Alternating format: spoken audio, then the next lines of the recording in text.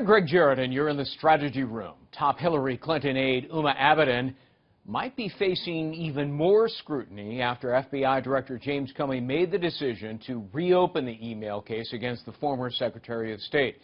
Over the weekend, the FBI seizing a laptop belonging to Abiden's estranged husband, Anthony Weiner, in efforts to solve an unrelated case involving Weiner's sexting scandal. The FBI shockingly uncovered something else, new emails involving Clinton's name that have the FBI now questioning if Abiden perjured herself in some way in her previous statement to the FBI when she said she had handed over all of the documents and devices associated with her work for the State Department. This news is certainly turning the 2016 election upside down. Joining me now to talk about how it could affect the race, Democratic strategist David Mercer, Republican strategist Matt Keelan. Welcome to you both. David, the ABC tracking poll which just came out has Donald Trump for the first time now leading narrowly by 1 point.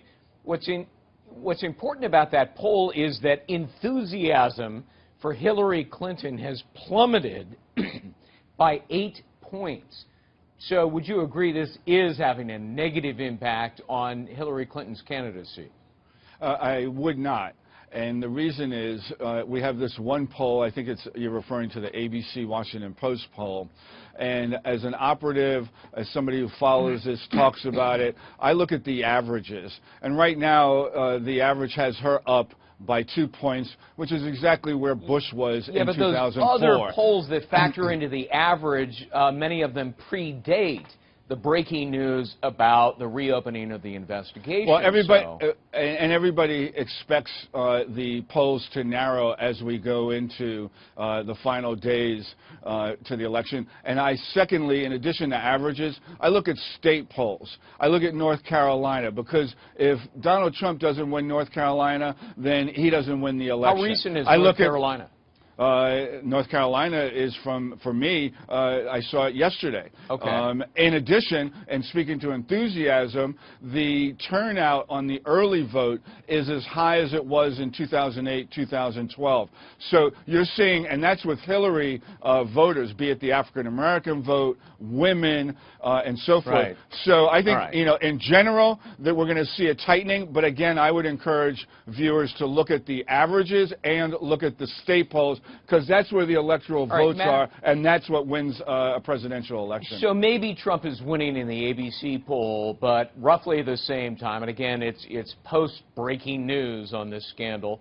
The NBC tracking poll has come out, and it has Hillary Clinton actually unchanged by virtue of all of this recent news, with a 7-point lead, 51-44. Politico, pretty much the same thing. Does that suggest to you that maybe this really isn't affecting voters, that it is, as Clinton claims, kind of baked into their opinions already?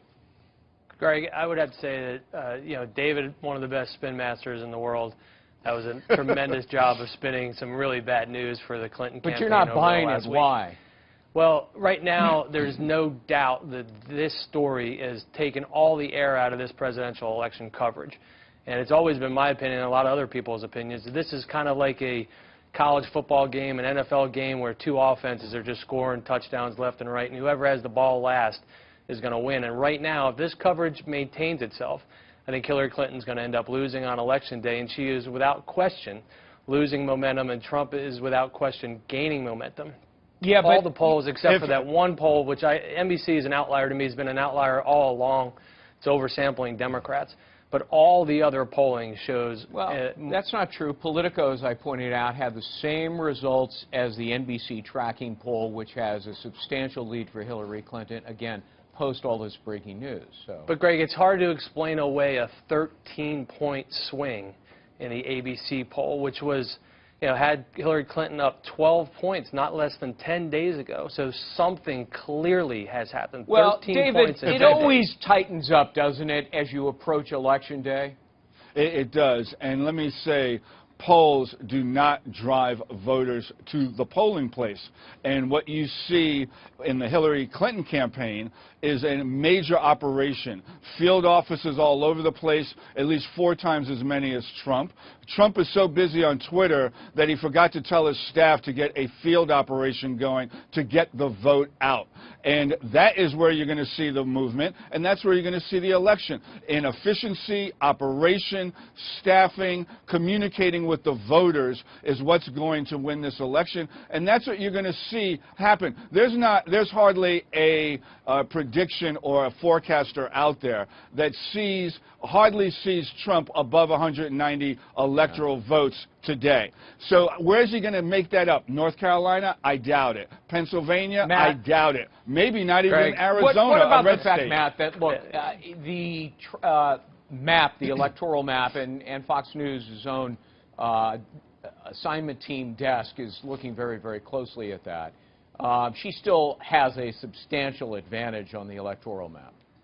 She has an advantage in the electoral map today, but right now everything is moving Trump's way. And I have to disagree with David. In Florida, Trump is actually far ahead of where Romney was 4 years ago, winning by about 32,000 votes right now. So if that trend continues, you could paint Florida dark crimson red.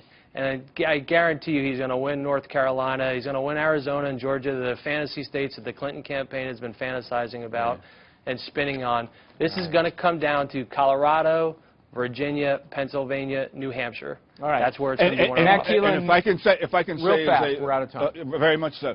Okay. Trump needs a trifecta, and we know he's not run a perfect campaign, and he's certainly not going to win a trifecta of winning Ohio, Pennsylvania, and Florida. If he loses just one of those, he's done. Hear me. Fork in it, done. All right. David Mercer, Matt Keelan, good to see you guys. Thanks, Greg. For complete coverage of the 2016 election, go to foxnews.com. I'm Greg Jarrett. Thanks for watching.